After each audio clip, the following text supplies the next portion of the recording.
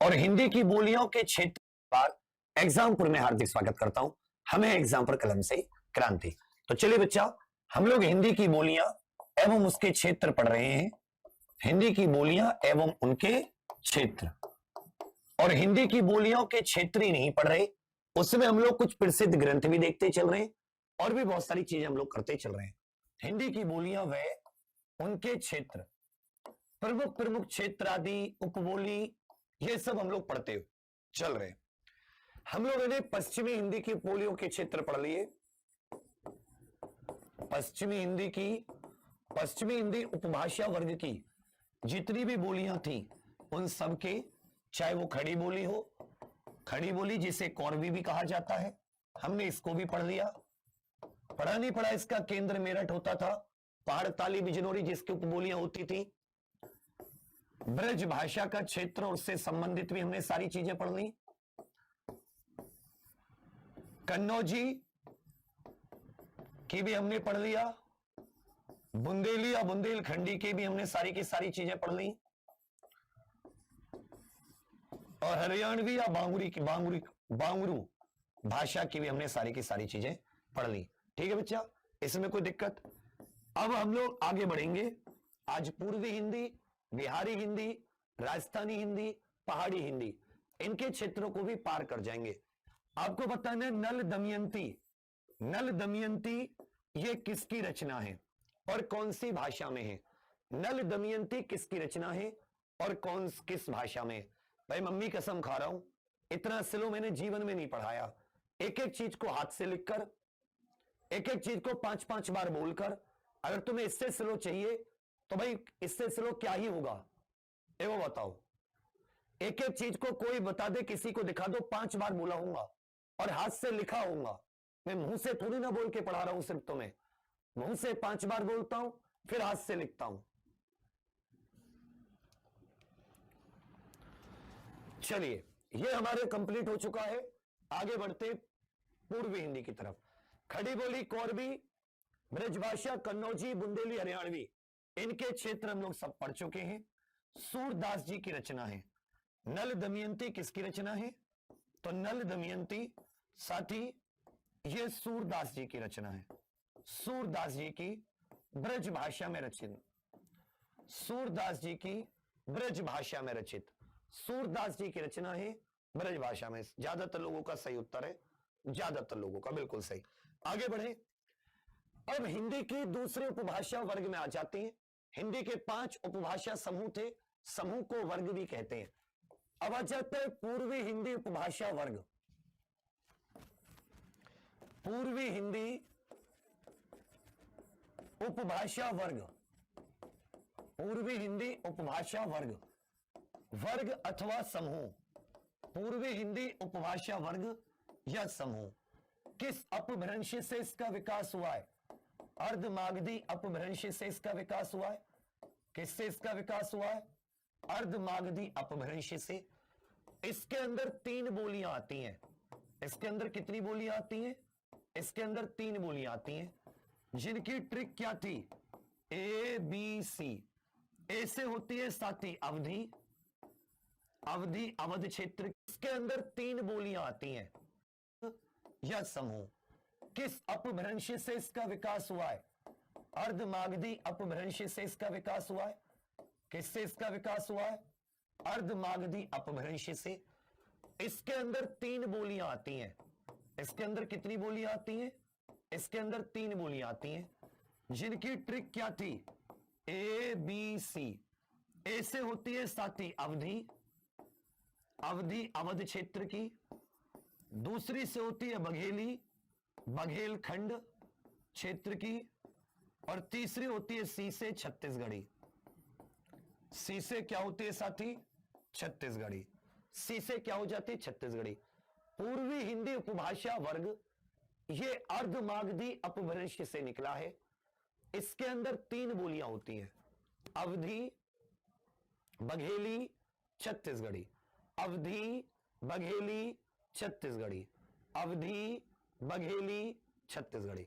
तो सबसे पहले किसके क्षेत्र को देखते हैं? सबसे पहले अवधि भाषा के या अवधि बोली के क्षेत्र को देखते हैं। अवधि का जो नाम पड़ा है अवध या अयोध्या से पड़ा है, अवध या अयोध्या से। अयोध्या को रामचरितमानस में, अयोध्या को रामचरितमानस में गोस्वामी तुलसीदास जी ने, अयोध्या को अयोध्या से, अयोध्या को रामचरितमानस में, अयोध्या को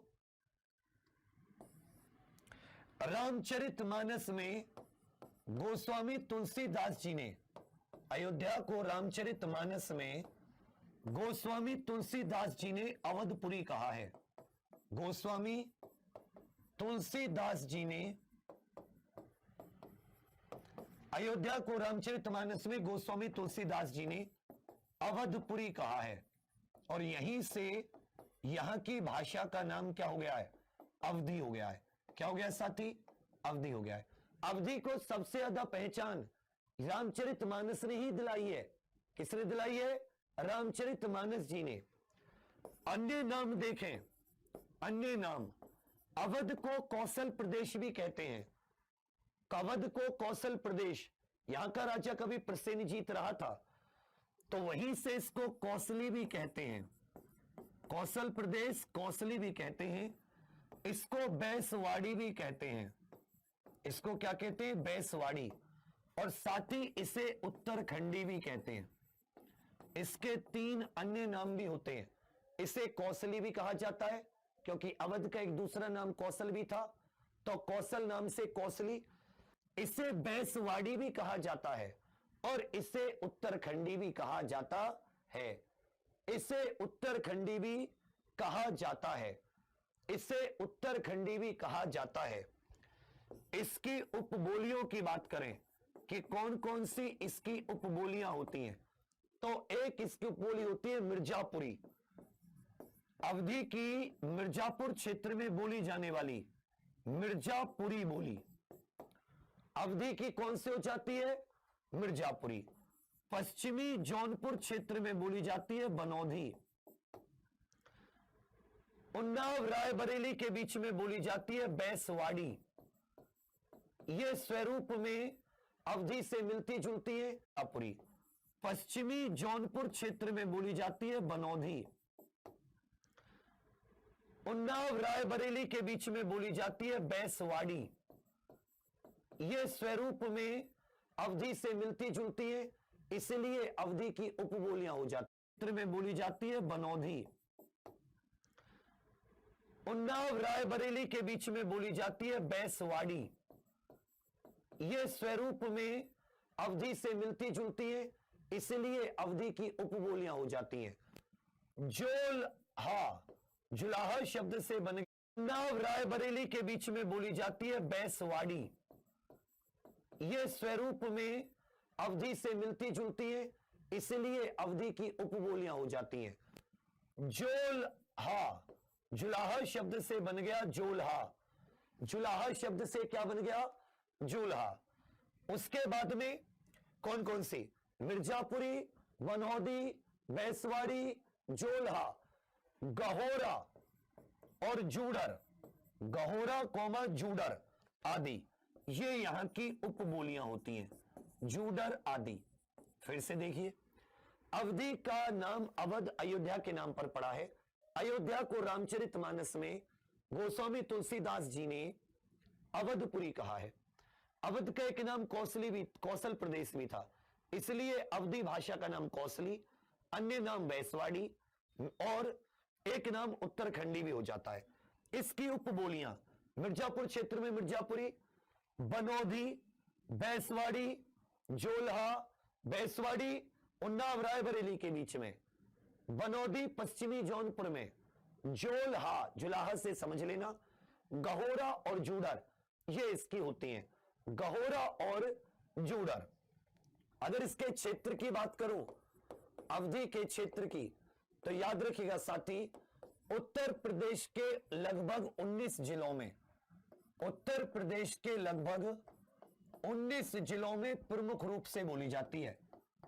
उत्तर प्रदेश के लगभग 19 जिलों में जो सबसे प्रमुख क्षेत्र हैं उनकी बता रहा हूं। जैसे प्रयागराज, जैसे कौशाम्बी, जैसे लखनऊ, उन्नाव, रायबरेली, लखनऊ, उन्नाव, रायबरेली, प्रतापगढ़, प्रतापगढ़, प्रतापगढ़, सुल्तानपुर, सुल्तानपुर, बाराबंकी, बाराबंकी, अमेठी,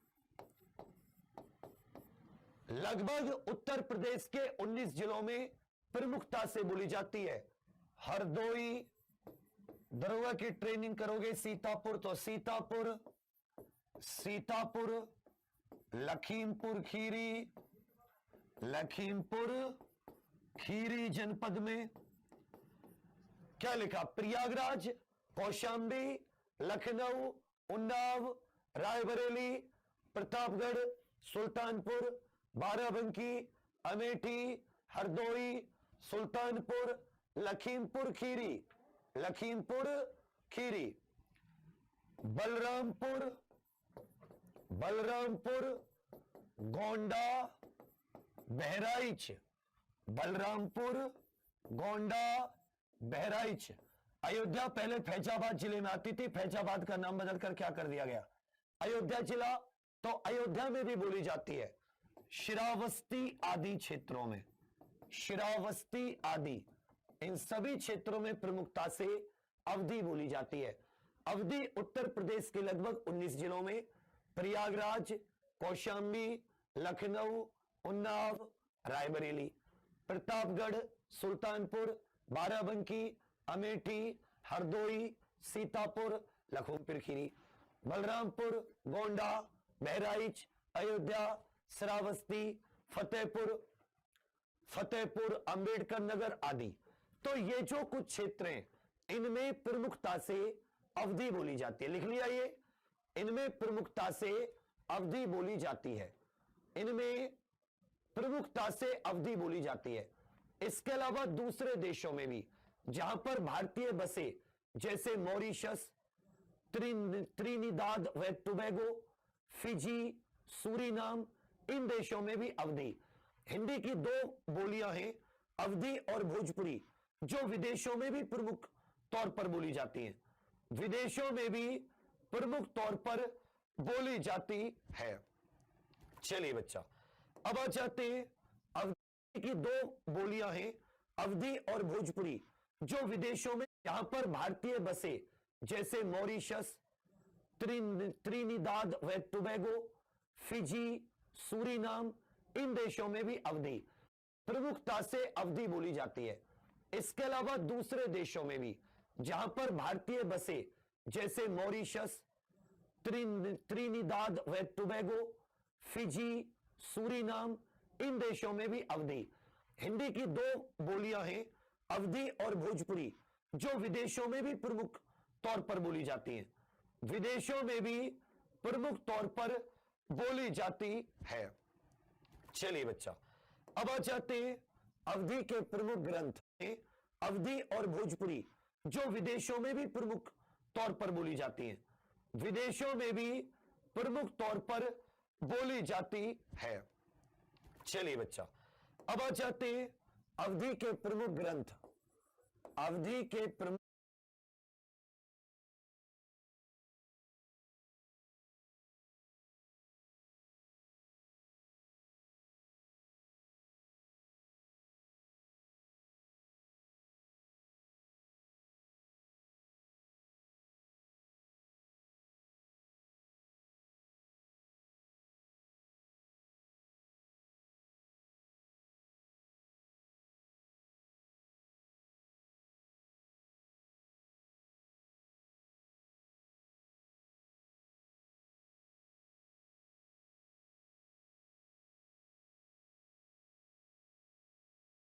मुख्य ग्रंथ, अवधी के प्रमुख ग्रंथ, शुरुआत से अवधी के कौन कौन से? तो एक तरफ लिख दीजिए ग्रंथ, एक तरफ लिख दीजिए रचनाकार, एक तरफ रचनाकार, जैसे चंदायन, चंदायन नाम की पुस्तक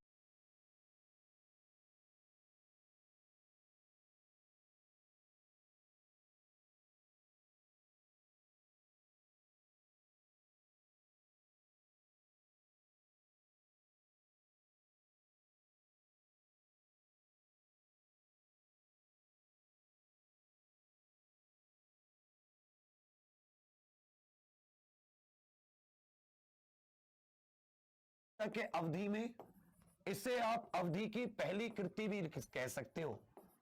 अवधि की प्रथम कृति, ये अवधि में रचित पहली कृति, पहली किताब है। चंदायन को मुल्ला दाऊद ने रचा है। मुल्ला दाऊद, चंदायन को मुल्ला दाऊद ने रचा है। इसी तरह आ जाता है रामचरितमानस। रामचरितमानस, रामचरितमानस, रामचरितमानस जी को गोस्वामी तुलसीदास जी ने रचा है। किसने रचा है? गोस्वामी तुलसीदास। इसी तरह किताब होती है पद्मावत। पद्मावत किताब की रचना मलिक मोहम्मद जायसी ने की है। मलिक मोहम्मद जायसी। पद्मावत किताब की रचना किसने की है? मलिक मोहम्मद जायसी साहब ने की है। यह भी अवधी भाषा में है। यह भी किसमें है? अवधी भाषा में। इसी तरह किताब है सुदामा चरित। सुदामा चरित, इसकी रचना नरोत्तम दास ने की है। इसकी रचना नरोत्तम दास ने की है। उतारिए, फिर से देखते हैं। अवधि के प्रमुख ग्रंथों की बात करें क्षेत्र के बाद में, तो ग्रंथ है चंदायन। चंदायन अवधि की पहली कृति, मुल्ला दाऊद के द्वारा रचित। रामचरितमानस तुलसीदास, पद्मावत मलिक मोहम्मद जायसी, सुदामा चरित नरोत्तम दास, सुदामा चरित नरोत्तम दास, सुदामा चरित नरोत्तम दास, चंदायन मुल्ला दाऊद, रामचरितमानस तुलसीदास, पद्मावत मलिक मोहम्मद जायसी और सुदामा चरित नरोत्तम दास। सुदामा बेटी रोहित वाल्मीकि जी ने नहीं लिखी, वाल्मीकि जी ने रामायण लिखी है संस्कृत में। ये अवधि में रामचरितमानस है, दोनों में अंतर है, समझिए मेरी बात को। चलिए, उसके बाद में रोहित वाल्मीकि जी ने नहीं लिखी, वाल्मीकि जी ने रामायण लिखी है संस्कृत में। ये अवधि में रामचरितमानस है, दोनों में अंतर है, समझिए मेरी बात को। चलिए, उसके बाद में अगली किताब आ जाती है मृगावती। मृगावती, मृगावती भी अवधि में कुतुबन के द्वारा लिखी हुई है। एक रचनाकार है कुतुबन, कुतुबन के द्वारा। एक किताब है चित्रावली।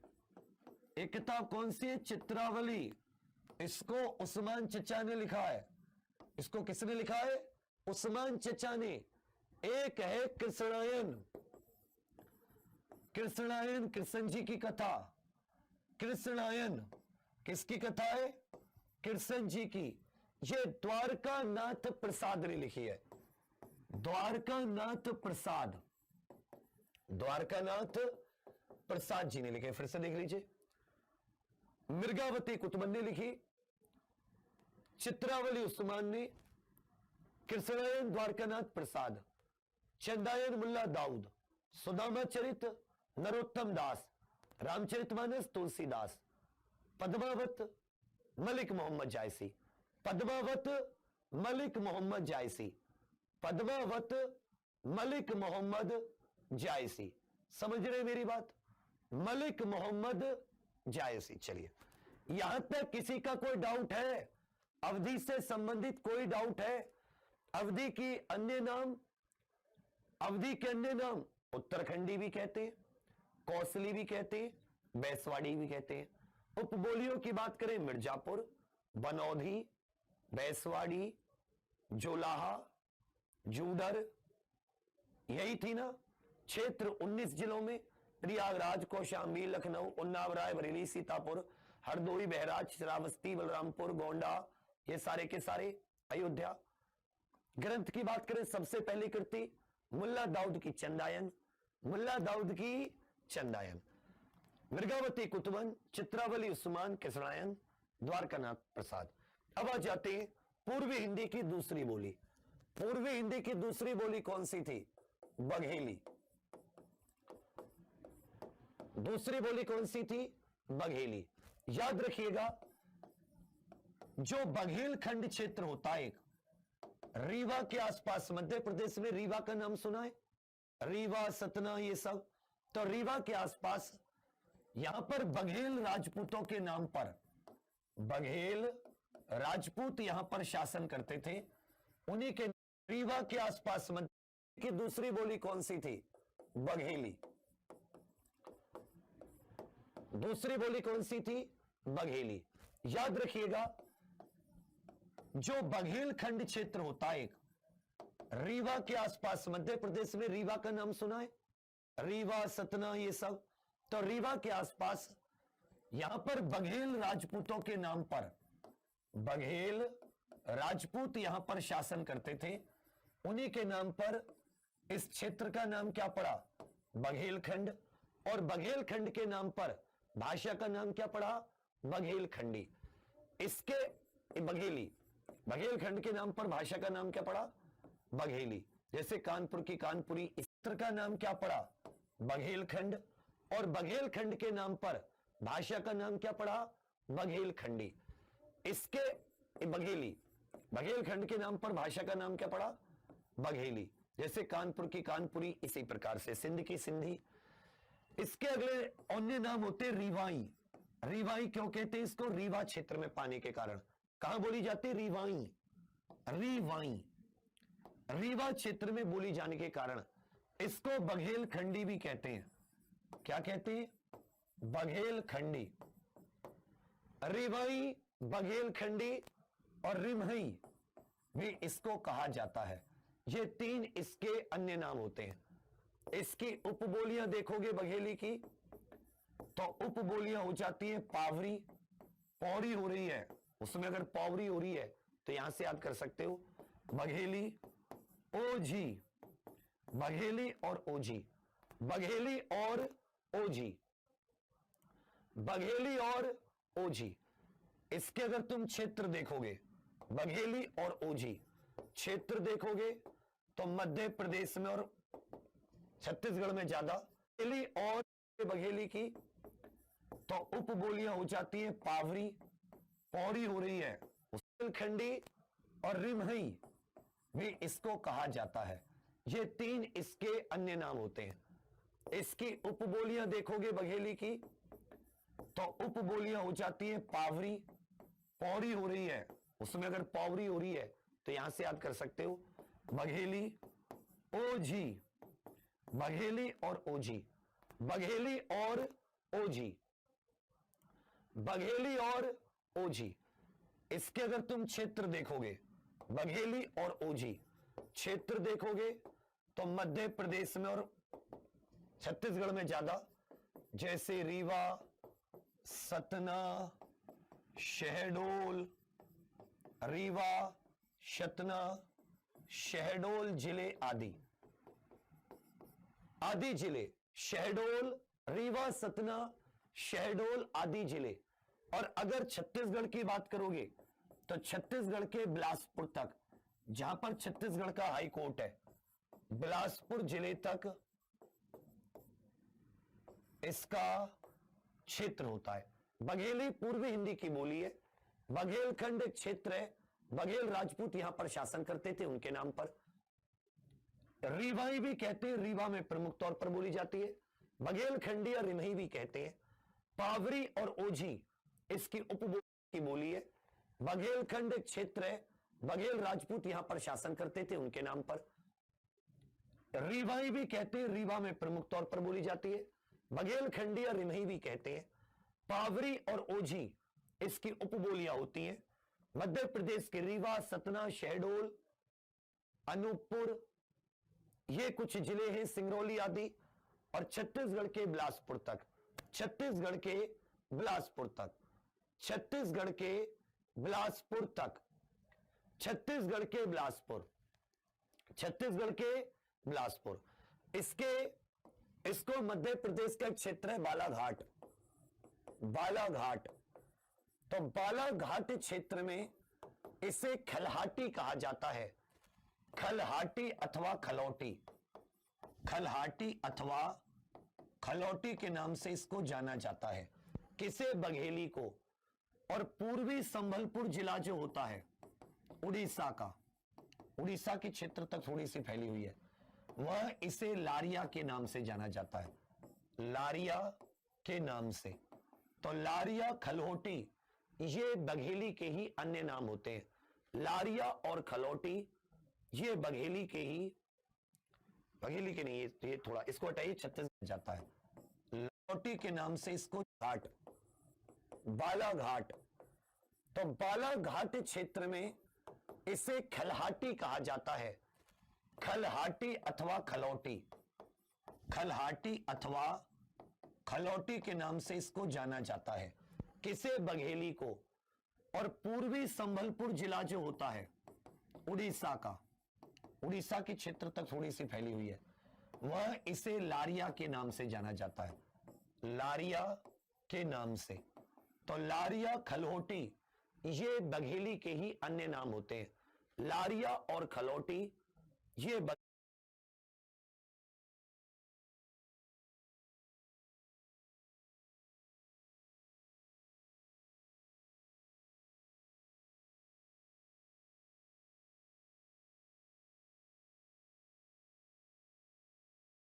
के ही, बघेली के नहीं, ये थोड़ा इसको हटाइए, छत्तीसगढ़ी के हो जाते हैं। यही तक समझिए अभी आप लोग। तो बघेली, बघेलखंड, रीवाई, बघेलखंड या रिमई कहते हैं। उपबोलियां हो जाती है पावरी और ओझी। चरित्र हो जाता है मध्य प्रदेश का रीवा, सतना, शहडोल, छत्तीसगढ़ का बिलासपुर, छत्तीसगढ़ का बिलासपुर। अब आ जाती है पूर्वी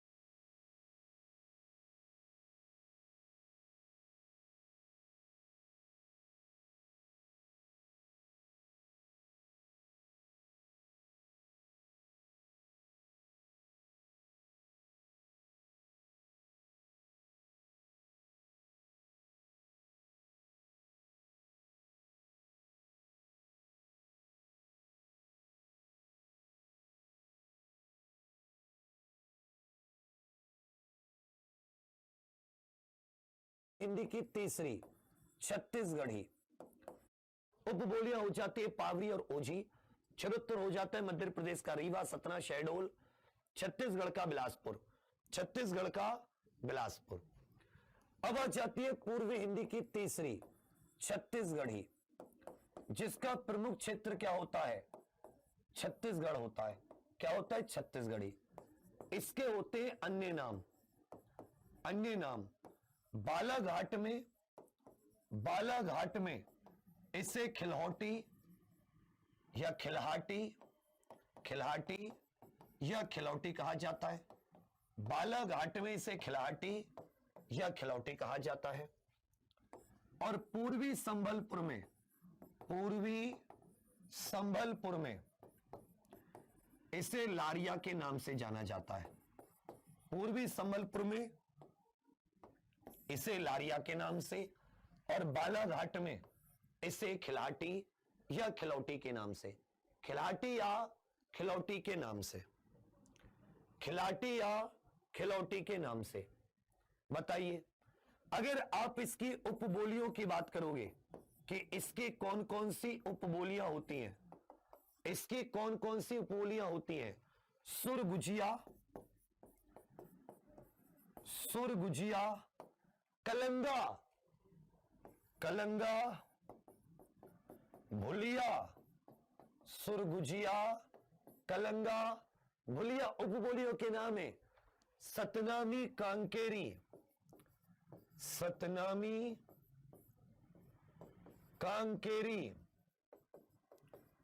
हल्बी। सतनामी, कांकेरी, हल्बी आदि ये इसकी उपबोलियां हैं। छत्तीसगढ़ी पूर्वी हिंदी की बोली है।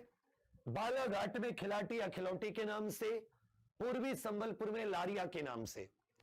उपबोलियां एक हो जाती है सुरगुजिया।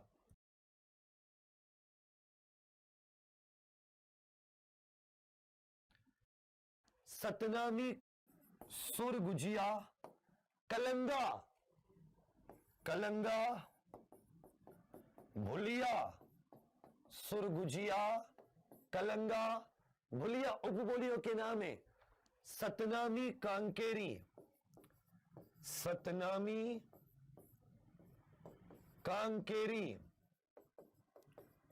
हल्बी। सतनामी, कांकेरी, हल्बी आदि ये इसकी उपबोलियां हैं। छत्तीसगढ़ी पूर्वी हिंदी की बोली है। बालाघाट में खिलाटी या खिलौटी के नाम से, पूर्वी संबलपुर में लारिया के नाम से।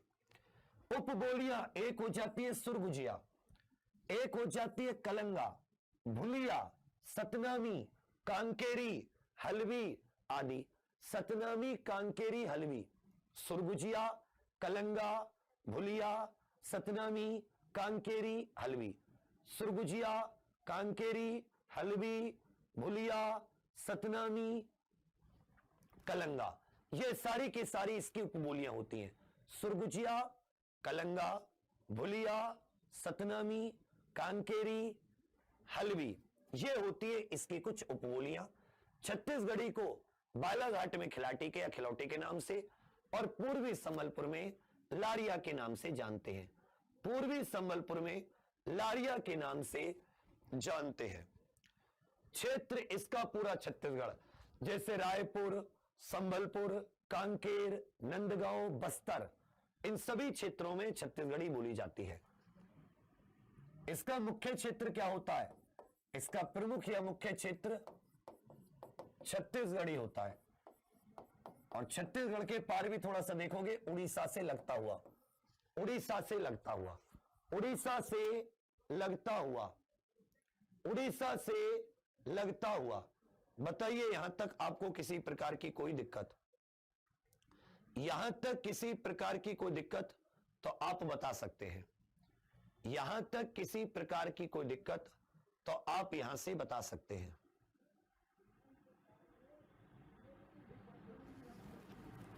बताइए, कहां पड़ता है, कौन सा? अरे रोहित, क्यों ग्रुप में ऐड हो रहा है? क्यों अपनी जिंदगी खराब कर रहा है भैया?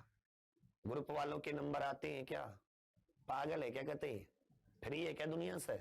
हैं?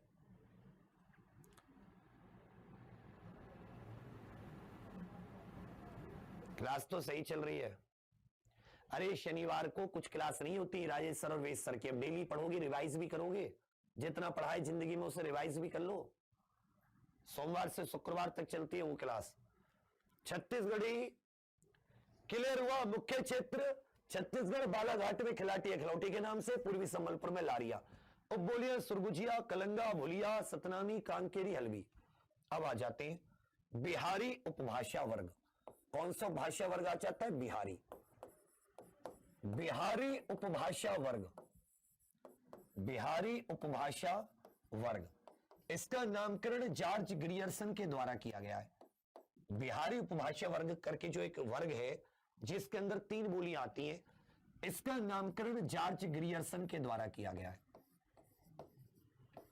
जॉर्ज ग्रियर्सन के द्वारा नामकरण किया गया है। चलिए, ये किससे विकसित है? ये मागधी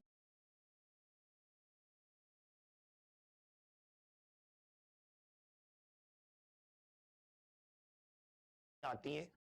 बिहारी उपभाषा वर्ग, बिहारी उपभाषा वर्ग, इसका नामकरण जॉर्ज ग्रियर्सन के द्वारा किया गया है। बिहारी उपभाषा वर्ग करके जो एक वर्ग है जिसके अंदर 3 बोलियां आती हैं, इसका नामकरण जॉर्ज ग्रियर्सन के द्वारा किया गया है। जॉर्ज ग्रियर्सन के द्वारा नामकरण किया गया है। चलिए, यह किससे विकसित है? यह मागधी अपभ्रंश से विकसित है। किससे विकसित है? मागधी अपभ्रंश से विकसित। यह किससे विकसित है भाई? मागधी अपभ्रंश से विकसित है। यह किससे विकसित है? मागधी अपभ्रंश से।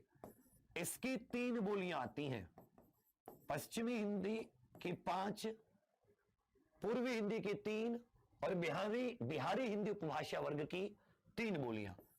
भोजपुरी, भोजपुरी, मगही और मैथिली। भोजपुरी, मगही और मैथिली लिख लीजिए। बिहारी उपभाषा वर्ग जो है इसका नामकरण जॉर्ज ग्रियर्सन के द्वारा, इसका नामकरण जॉर्ज ग्रियर्सन के द्वारा मागधी अपभ्रंश से विकसित है। जैसे पूर्वी हिंदी अर्धमागधी से, ये मागधी से। 3 बोलियां है बम, याद है ट्रिक? ट्रिक क्या होती थी? बम। भोजपुरी, मगही, मैथिली। भोजपुरी, मगही, मैथिली।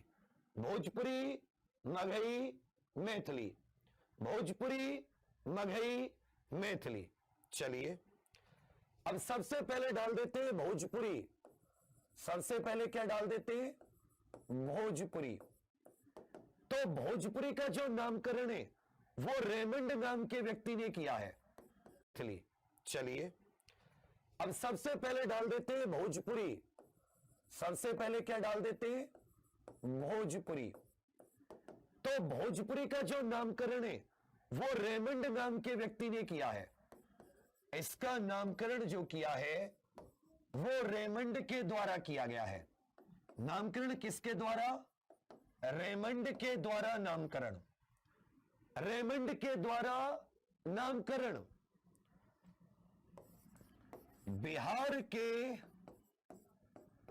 बिहार के भोजपुर कस्बा, अब तो खैर ये जिला बन गया है और इसका मुख्यालय है आरा। इसका मुख्यालय क्या हो जाता है? आरा। जैसे जिले का नाम भोजपुर और मुख्यालय का नाम आरा, आरा जिले के नाम से भी जानते हैं। तो याद की रखिएगा, बिहार के भोजपुर के नाम पर, बिहार में एक भोजपुर नाम का कस्बा था, उसके नाम पर रेमंड ने इसका नामकरण क्या किया? भोजपुरी। हिंदी की सबसे ज्यादा बोली जाने वाली, हिंदी की सर्वाधिक जनसंख्या द्वारा बोली जाने वाली, हिंदी की सर्वाधिक जनसंख्या द्वारा बोली जाने वाली बोली, बोली जाने वाली बोली, अर्थात इसके जो बोलने वाले हैं वो हिंदी की कुल 17 बोलियां, 17 बोलियों में सबसे ज्यादा जो बोली जाती है वो भोजपुरी है। इसलिए मैंने लिखा हिंदी की सर्वाधिक जनसंख्या द्वारा बोली जाने वाली। ये एक ऐसी बोली है जिसको आप कैथी लिपि में भी लिख सकते हो, कैथी अथवा देवनागरी लिपि, दोनों में से किसी में लिख दो। कैथी अथवा देवनागरी लिपि में लिख सकते हैं। भोजपुरी को आप कैथी लिपि में भी लिख सकते हैं, और इस लिखा हिंदी की सर्वाधिक जनसंख्या द्वारा बोली जाने वाली, हिंदी की सर्वाधिक जनसंख्या द्वारा बोली जाने वाली बोली जाने वाली बोली, अर्थात इसके जो बोलने वाले हैं वो हिंदी की कुल 17 बोलियां, 17 बोलियों में सबसे ज्यादा जो बोली जाती है वो भोजपुरी है। इसलिए मैंने लिखा हिंदी की सर्वाधिक जनसंख्या द्वारा बोली जाने वाली। ये एक ऐसी बोली है जिसको आप कैथी लिपि में भी लिख सकते हो, कैथी अथवा देवनागरी लिपि, दोनों में से किसी में लिख दो। कैथी अथवा देवनागरी लिपि में लिख सकते हैं। भोजपुरी को आप कैथी लिपि में भी लिख सकते हैं, और इसे आप अपनी हिंदी के जैसे देवनागरी में भी लिख सकते हैं। अगर बही खातों की बात करें कि भोजपुरी में आपको बही खाते तैयार करते हैं, तो बही खातों में महाजनी लिपि का प्रयोग करते हैं। बही खातों में महाजनी लिपि का प्रयोग होता है। बही खातों में महाजनी लिपि का प्रयोग होता है। बही खातों में महाजनी लिपि का प्रयोग होता है। बही खातों में महाजनी लिपि का प्रयोग होता है। फिर से सुन लीजिए। नामकरण रेमंड के द्वारा बिहार के भोजपुर कस्बे मुख्यालय आरा हिंदी के सर्वाधिक जनसंख्या द्वारा बोली जाने वाली कैथी अथवा देवनागरी, दोनों में से किसी भी लिपि में। अगर आप हिसाब किताब के, फिर से सुन लीजिए। नामकरण रेमंड के द्वारा बिहार के भोजपुर कस्बे मुख्यालय आरा हिंदी के सर्वाधिक जनसंख्या द्वारा बोली जाने वाली कैथी अथवा देवनागरी, दोनों में से किसी भी लिपि में। अगर आप हिसाब किताब के बही खाते तैयार कर रहे हो, तो बही खाते कौन तैयार करते हैं? महाजन, व्यापारी, उनकी एक लिपि होती है महाजनी। तो आप महाजनी लिपि में भी इसमें बही खाते तैयार कर सकते हैं। 10 से 11 करोड़ जनता इसको बोलती है। हिंदी की सर्वाधिक जनता द्वारा बोली जाने वाली बोली, सर्वाधिक जनता द्वारा बोली जाने वाली बोली। क्लियर है? चलिए, इसके अन्य नामों में इसे पूर्वी भी कहते हैं। इसके अगर अन्य नामों की बात करोगे तो इसे पूर्वी भी कहते हैं। अन्य नामों में इसे क्या कहते हैं? पूर्वी भी कहते हैं। पूरब की होती है ना।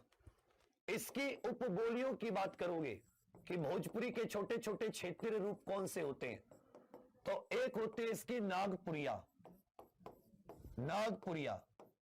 सोनपुर के नाम से इसको कहा जाता है सोनपुरिया या सोनपुरिया या सोनपारी। सोनपुर है ना एक जगह, आप में से कुछ लोग बिहार के होंगे, जहां पर मेला भी लगता है, सोनपुर का मेला।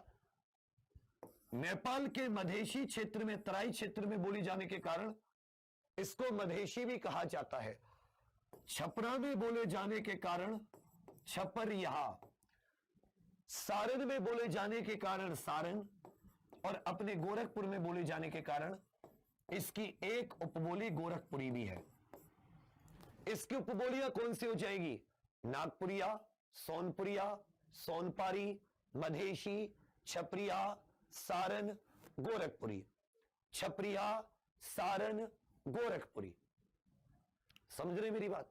चलिए, अब इसके क्षेत्र की बात करते हैं। किसकी बात करते हैं? क्षेत्र की बात। उत्तर प्रदेश के बनारस और उसके आसपास का क्षेत्र, बनारस अर्थात वाराणसी, मऊ, आजमगढ़, गोरखपुर, बनारस, मऊ, आजमगढ़, गोरखपुर, बलिया, बिहार से लगता क्षेत्र है, बलिया, चंदौली, गाजीपुर, गाजीपुर आदि। जबकि बिहार का वही बक्सर, रोहतास, सारण, सिवान। क्षेत्र में बिहार की बात करें तो बिहार में आ जाता है बक्सर, सारण, सिवान, रोहतास, रोहतास जिला, पूर्वी चंपारण, पूर्वी चंपारण, भोजपुर आदि, भोजपुर आदि। तो भोजपुरी जो है यह हिंदी की सबसे ज्यादा बोली जाने वाली है। इसका अन्य नाम पूर्वी भी हो जाता है, इसे पूर्व की भाषा या पूर्वी भी कहते हैं। उपबोलियों में नागपुरिया, सोनपुर के नाम पर सोनपारी या सोनपुरिया, मधेशी, नेपाल का तराई क्षेत्र, छपरिया, सारण, गोरखपुरी। क्षेत्र देखें तो उत्तर प्रदेश का बनारस, मऊ, आजमगढ़, गोरखपुर, बलिया, चंदौली, गाजीपुर।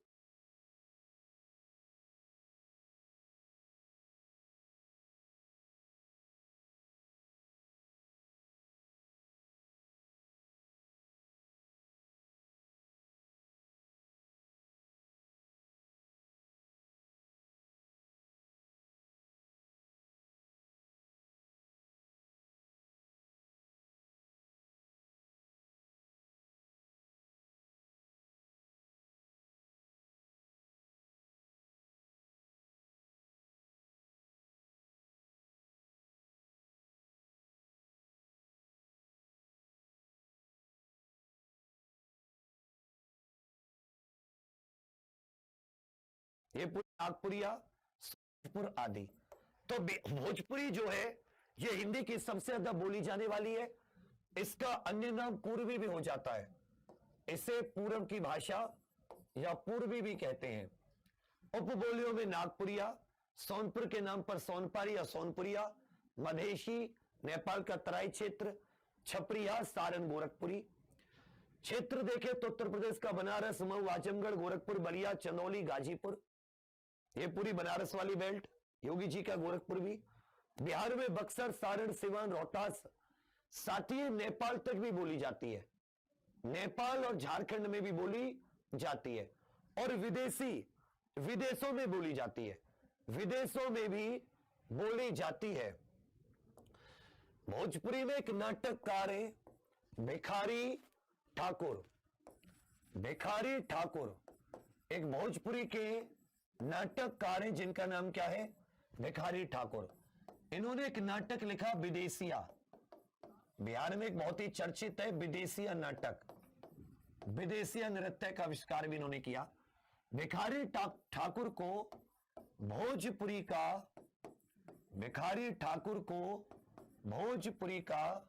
शेक्सपियर कहा जाता है। भोजपुरी का शेक्सपियर कहा जाता है। बिहारी ठाकुर, भोज नाम क्या है? भिखारी ठाकुर। इन्होंने एक नाटक लिखा विदेशिया। बिहार में एक बहुत ही चर्चित है विदेशिया नाटक, विदेशिया नृत्य का आविष्कार भी इन्होंने किया। भिखारी ठाकुर को भोजपुरी का शेक्सपियर कहा जाता है। भोजपुरी का शेक्सपियर कहा जाता है। बिहारी ठाकुर को भोजपुरी का शेक्सपियर कहा जाता है। लिख लीजिए, भिखारी ठाकुर को भोजपुरी का शेक्सपियर कहा जाता है। क्या कहा जाता है? शेक्सपियर कहा जाता है।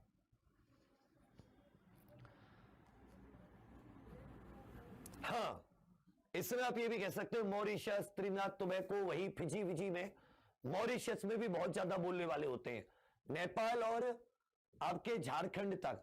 लेकिन हम उत्तर प्रदेश के प्रमुख तौर पर एग्जाम के लिए पढ़ रहे हैं, तो जाहिर सी बात है उत्तर प्रदेश पूछेगा गोरखपुर में कौन सी बोली जाती है, आजमगढ़ में कौन सी बोली जाती है, पूछेगा लखनऊ में कौन सी बोली जाएगी, रायबरेली में पूछेगा, मथुरा में कौन सी बोली जाएगी, कानपुर में कौन सी बोली जाएगी, बिजनौर में, इस प्रकार से पूछेगा। सेकंड जो बिहारी हिंदी की बोली आ जाती है वो आ जाती है साथी मगही। मगही का नाम जो है वो मगध, मगध से बना मागधी और मागधी का अपभ्रंश बना मगही। तो इसका जो विकास हुआ है वो मगध या मागधी शब्द से हुआ है। मगध या मागधी शब्द से। इसमें कुछ उपबोलियां आती हैं, अपभ्रंश बनेगा। सेकंड जो बिहारी हिंदी की बोली आ जाती है वो आ जाती है साथी मगही। मगही का नाम जो है वो मगध, मगध से बना मागधी और मागधी का अपभ्रंश बना मगही। तो इसका जो विकास हुआ है वो मगध या मागधी शब्द से हुआ है। मगध या मागधी शब्द से। इसमें कुछ उपबोलियां आती हैं। इसकी क्या जाती है? कुछ उपबोलियां। उपबोलियों में इसकी सबसे प्रमुख हो जाती है खोंटाली कुड़माली। कुड़माली, खोंटाली, कुड़माली, खोंटाली, पांच परगनियां। कुड़माली, खोंटाली, पांच परगनियां। इसमें एक लोक साहित्य भी मिलता है, गोपीचंद तथा लौरिक। लोक साहित्य मतलब जो आम आदमी से संबंधित साहित्य होता है। गोपीचंद तथा लौरिक, गोपीचंद तथा लौरिक। इसका लोक साहित्य भी मिलता है, गोपीचंद तथा लौरिक। लोक साहित्य मतलब जो आम आदमी से संबंधित साहित्य होता है। गोपीचंद तथा लौरिक, गोपीचंद तथा लौरिक। इसका जो प्रमुख केंद्र है वो गया, पटना, राजगीर, पटना के आसपास का जो क्षेत्र है उसमें मगही प्रमुख तौर पर बोली जाती है। मगही, इस शब्द का विकास मगध या मागधी या मगही से हुआ है। उपबोल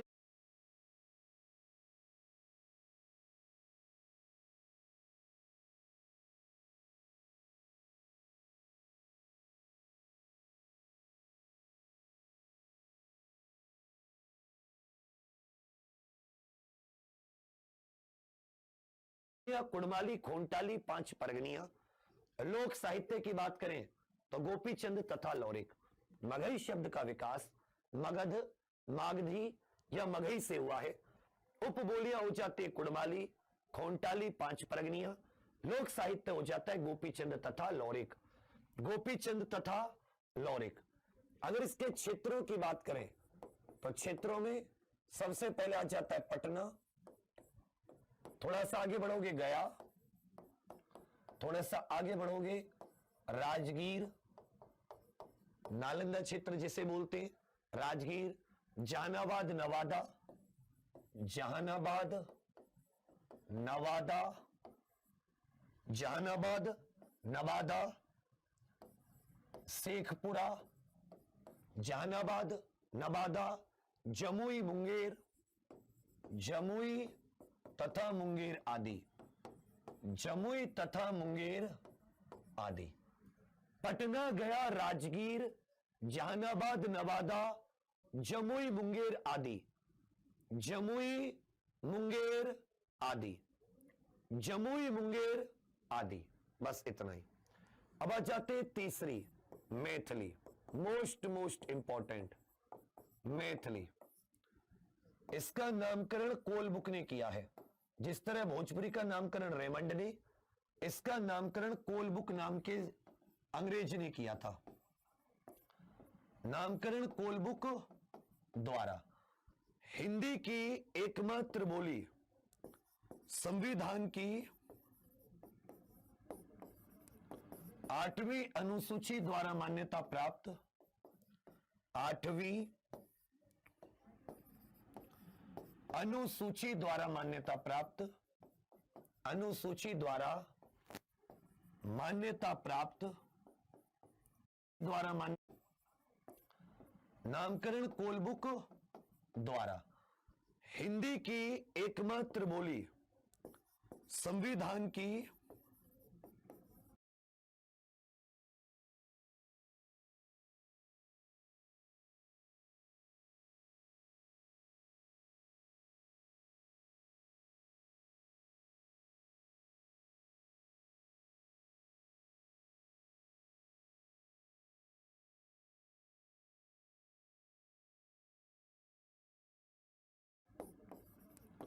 आठवीं अनुसूची द्वारा मान्य नामकरण कोलबुक द्वारा। हिंदी की एकमात्र बोली, संविधान की 8वीं अनुसूची द्वारा मान्यता प्राप्त, 8वीं अनुसूची द्वारा मान्यता प्राप्त, अनुसूची द्वारा मान्यता प्राप्त हिंदी की एकमात्र बोली, हिंदी की एकमात्र बोली 17 में से एकमात्र ऐसी है जिसे संविधान की 8वीं अनुसूची में मान्यता प्राप्त है, जिसे संविधान की 8वीं अनुसूची के तहत मान्यता प्राप्त है। और इसका नामकरण किसने किया था? मैथिली का कोलबुक के द्वारा किया गया। इसका नामकरण किसके द्वारा किया गया? कोलबुक के द्वारा। क्षेत्र हो जाते पटना, गया, राजगीर, जहानाबाद, नवादा, जमुई, मुंगेर।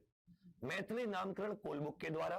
संविधान की 8वीं अनुसूची द्वारा मान्यता प्राप्त हिंदी की एकमात्र बोली।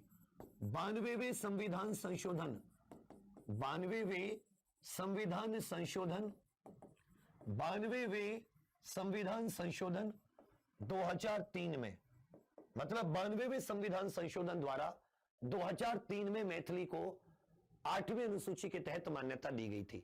जबकि मैथिली का नामकरण किसने किया है? तो मैथिली का नामकरण बिल्कुल सही कोलबुक के द्वारा किया गया है। मैथिली का नामकरण यह कोलबुक के द्वारा किया गया है। बिहार की राजकीय भाषा भी होती है, याद रखिएगा साथी। बिहार की ऑफिशियल लैंग्वेज या जिसे आप राजभाषा कहते हैं, बिहार की ऑफिशियल लैंग्वेज या जिसे आप राजभाषा भी कहते हैं। समझ रहे हैं मेरी बात? है, याद रखिएगा साथी। बिहार की ऑफिशियल लैंग्वेज या जिसे आप राजभाषा कहते हैं, बिहार की ऑफिशियल लैंग्वेज या जिसे आप राजभाषा भी कहते हैं। समझ रहे हैं मेरी बात? नामकरण किसने किया है? तो मैथिली का नामकरण बिल्कुल सही कोलबुक के द्वारा किया गया है। मैथिली का नामकरण यह कोलबुक के द्वारा किया गया है। बिहार की राजकीय भाषा भी होती है, याद रखिएगा साथी। बिहार की ऑफिशियल लैंग्वेज या जिसे आप राजभाषा कहते हैं, बिहार की ऑफिशियल लैंग्वेज या जिसे आप राजभाषा भी कहते हैं। समझ रहे हैं मेरी बात? जिसे आप राजभाषा भी कहते हैं।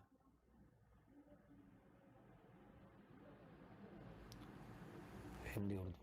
चलिए, संविधान की 8वीं अनुसूची द्वारा मान्यता प्राप्त, संविधान की 8वीं अनुसूची के द्वारा मान्यता प्राप्त,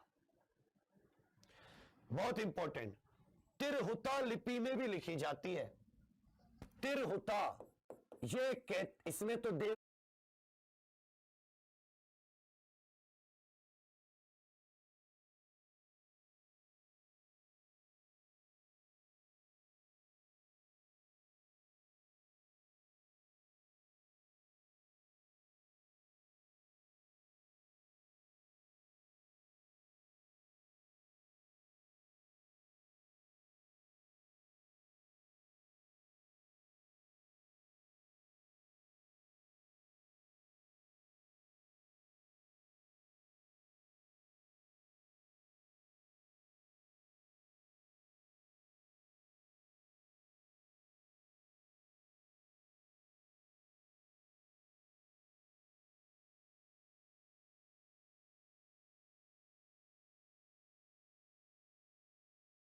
देवनागरी के अलावा तिरहुता लिपि में, जिसको वैदेही लिपि भी कहते हैं, तिरहुता या वैदेही, तिरहुता लिपि में भी लिखी जाती है। तिरहुता संविधान की 8वीं अनुसूची द्वारा मान्यता प्राप्त, संविधान की 8वीं अनुसूची के द्वारा मान्यता प्राप्त, बहुत इंपॉर्टेंट, तिरहुता लिपि में भी लिखी जाती है। तिरहुता, ये इसमें तो देवनागरी के अलावा तिरहुता लिपि में, जिसको वैदेही लिपि भी कहते हैं, तिरहुता या वैदेही में भी लिखी जाती है।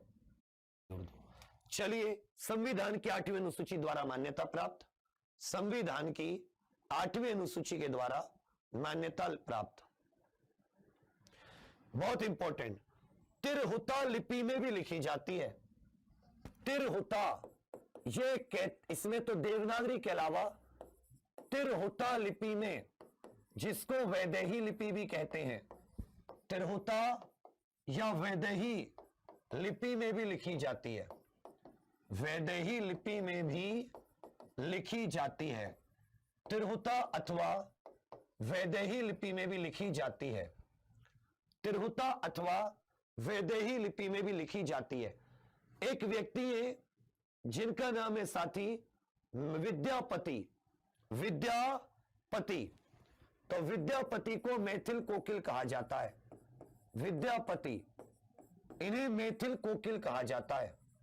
मैथिल कोकिल, मैथिल भाषा में पकड़ के कारण मैथिल कोकिल।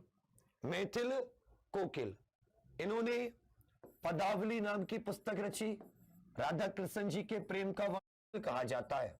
एक व्यक्ति है जिनका नाम है साथी विद्यापति। विद्यापति, तो विद्यापति को मैथिल कोकिल कहा जाता है। विद्यापति, इन्हें मैथिल कोकिल कहा जाता है। मैथिल कोकिल, मैथिल भाषा में पकड़ के कारण मैथिल कोकिल। मैथिल कोकिल, इन्होंने पदावली नाम की पुस्तक रची। राधा कृष्ण जी के प्रेम का वर्णन। कीर्ति लता नाम की पुस्तक, कीर्ति पताका नाम की पुस्तक, कीर्ति पताका नाम की पुस्तक, ये इनकी रचना है। पदावली, कीर्ति लता, कीर्ति पताका। और इन्हें प्रेम पूर्वक क्या कहा जाता है? मैथिल कोकिल भी कहा जाता है। क्या कहा जाता है साथी? मैथिल कोकिल भी कहा जाता है। अगर आप मैथिली के क्षेत्र देखोगे तो मैथिली के क्षेत्र में आपके पास आ जाएगा भागलपुर। मैथिली के प्रमुख क्षेत्रों में क्या आ जाएगा आपका? भागलपुर आ जाएगा, दरभंगा, सुपौल, वैशाली, दरभंगा। मैथिली के क्षेत्र में आपके पास आ जाएगा भागलपुर। मैथिली के प्रमुख क्षेत्रों में क्या आ जाएगा आपका?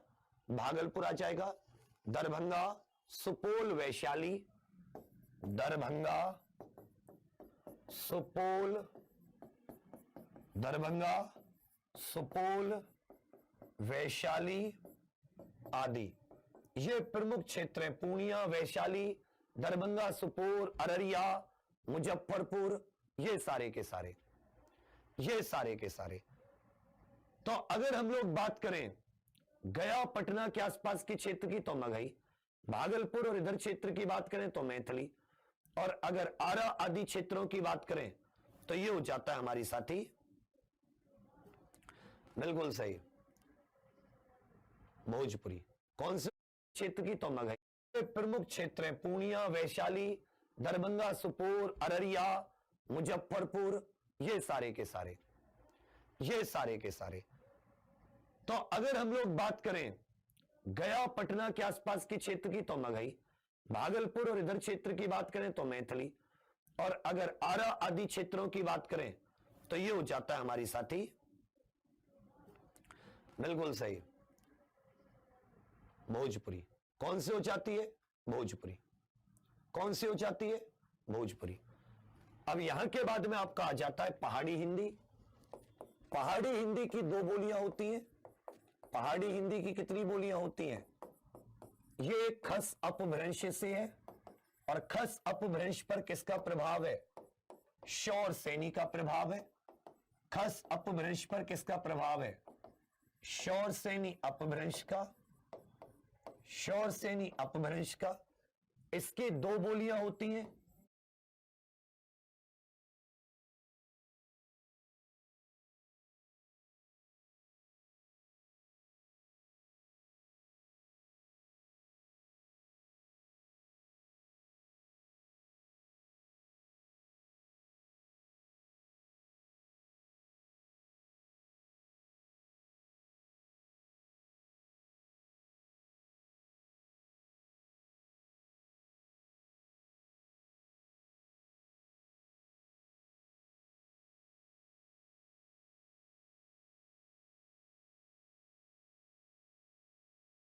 कितनी बोलियां होती हैं? 2। एक कुमाऊनी, जो कुमाऊनी है साथी, ये आपकी पूर्वी पहाड़ी, पूर्वी क्षेत्रों में। एक होती है गढ़वाली, ये पश्चिमी पहाड़ी हो जाती है। ये साथी पश्चिमी पहाड़ी हो जाती है। जबकि अगर राजस्थानी हिंदी की बात करोगे, राजस्थानी हिंदी, राजस्थानी हिंदी, तो ये शौरसेनी अपभ्रंश से विकसित है। शौरसेनी अपभ्रंश से, इसकी भी 4 बोलियां होती है। इधर क्या जाता है? ढूंढानी या हाड़ौती या जयपुरी भी बोल देते हैं। पूर्वी क्षेत्र में जो है पूर्वी राजस्थानी बोल देते, नहीं बोल देते हैं। इधर मेवाती बोल देते हैं उत्तरी राजस्थानी को, मालवी बोल देते हैं दक्षिणी राजस्थानी को, मारवाड़ी बोल देते हैं पश्चिमी राजस्थानी को। सैनी अपभ्रंश से जो कुमाऊनी है साथी, ये आपकी पूर्वी पहाड़ी, पूर्वी क्षेत्रों में। एक होती है गढ़वाली, ये पश्चिमी पहाड़ी हो जाती है। ये साथी पश्चिमी पहाड़ी हो जाती है। जबकि अगर राजस्थानी हिंदी की बात करोगे, राजस्थानी हिंदी, राजस्थानी हिंदी, तो ये शौरसेनी अपभ्रंश से विकसित है। शौरसेनी अपभ्रंश से, इसकी भी 4 बोलियां होती है। इधर क्या जाता है? ढूंढानी या हाड़ौती या जयपुरी भी बोल देते हैं। पूर्वी क्षेत्र में जो है पूर्वी राजस्थानी बोल देते, नहीं बोल देते हैं। इधर मेवाती बोल देते हैं उत्तरी राजस्थानी को। इधर क्या? स्थानी हिंदी, पश्चिमी पहाड़ी हो जाती है। ये साथी पश्चिमी पहाड़ी हो जाती है। जबकि अगर राजस्थानी हिंदी की बात करोगे, राजस्थानी हिंदी, राजस्थानी हिंदी, तो ये शौरसेनी अपभ्रंश से विकसित है। शौरसेनी अपभ्रंश से, इसकी भी 4 बोलियां होती है। इधर क्या जाता है? ढूंढानी या हाड़ौती या जयपुरी भी बोल देते हैं। पूर्वी क्षेत्र में जो है पूर्वी राजस्थानी बोल देते, नहीं बोल देते हैं। इधर मेवाती बोल देते हैं उत्तरी राजस्थानी को, मालवी बोल देते हैं दक्षिणी राजस्थानी को, मारवाड़ी बोल देते हैं पश्चिमी राजस्थानी को। इस तरह आप देखोगे हिंदी के 5 उपभाषा वर्ग और उनकी बोलियां ये अपनी खत्म हो जाती हैं। हिंदी के 5 उपभाषा वर्ग और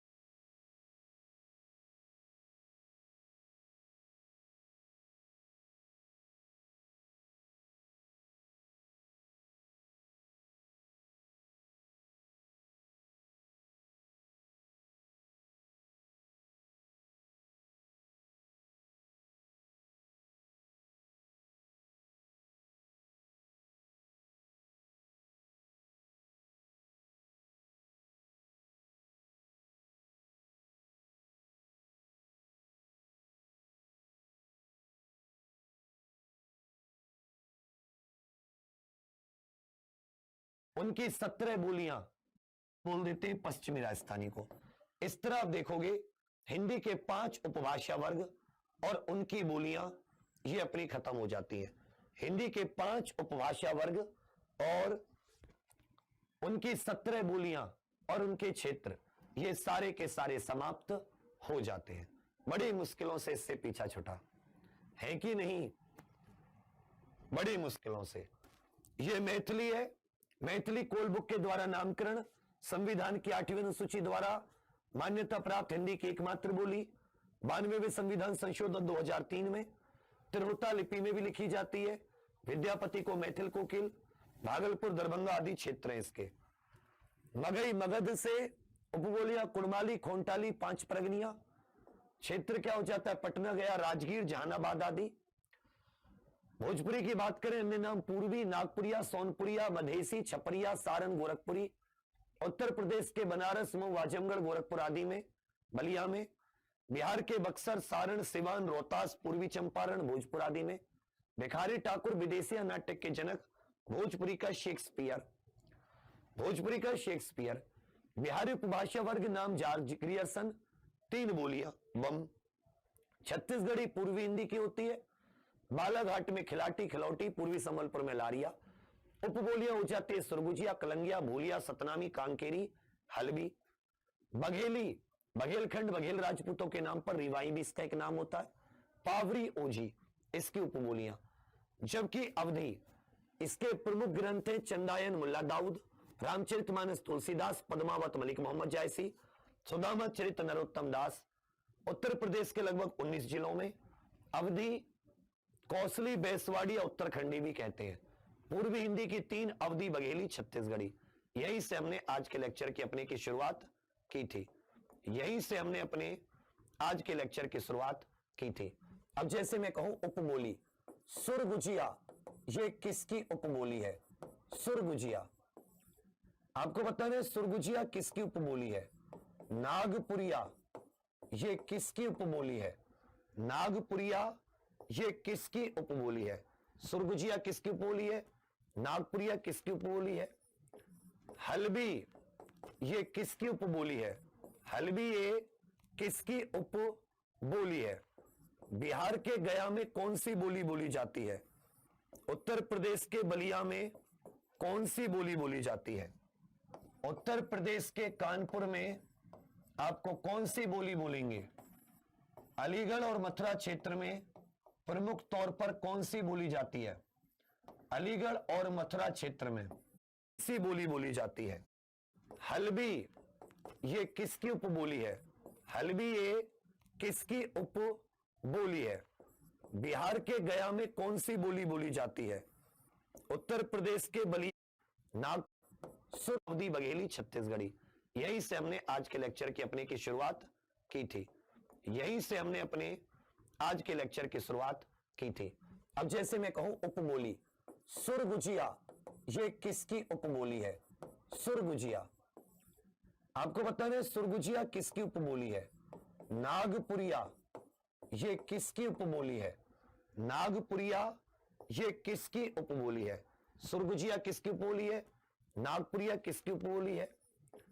हलबी, ये किसकी उपबोली है? हलबी ये किसकी उपबोली है? बिहार के गया में कौन सी बोली बोली जाती है? उत्तर प्रदेश के बलिया में कौन सी बोली बोली जाती है? उत्तर प्रदेश के कानपुर में आपको कौन सी बोली बोलेंगे? अलीगढ़ और मथुरा क्षेत्र में प्रमुख तौर पर कौन सी बोली जाती है? अलीगढ़ और मथुरा क्षेत्र में। विदेशिया नाटक किसने लिखा? सुदामा चरित किसकी पुस्तक है? सुदामा चरित ये किसकी पुस्तक है? मृगावती किसकी पुस्तक है? चित्रावली किसकी पुस्तक है? मृगावती किसकी पुस्तक है? चित्रावली किसकी पुस्तक है? बताइए। मृगावती किसकी पुस्तक है? चित्रावली किसकी पुस्तक है? मृगावती किसकी है और चित्रावती किसकी है? मृगावती किसकी है? चित्रावती किसकी है? मृगावती किसकी है? चित्रावती किसकी है? बताइए साथी, मृगावती किसकी है? चित्रावती किसकी है? बिल्कुल सही है। किसकी पुस्तक है? चित्रावली किसकी पुस्तक है?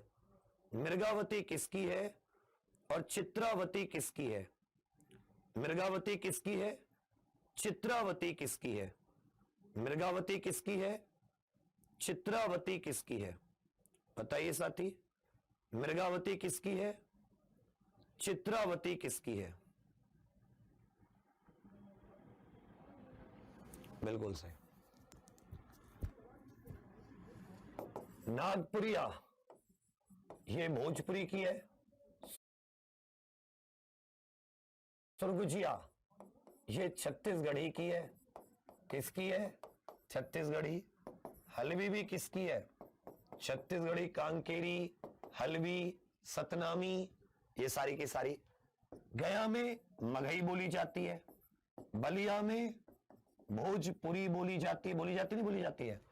कानपुर में कन्नौजी, अलीगढ़ मथुरा में ब्रजभाषा सारी। गया में मगही बोली जाती है। बलिया में भोजपुरी बोली जाती है। नहीं बोली जाती है। कानपुर में कन्नौजी, अलीगढ़ मथुरा में ब्रजभाषा। विदेशिया भिखारी ठाकुर ने रचना की है। भिखारी ठाकुर को भोजपुरी का शेक्सपियर।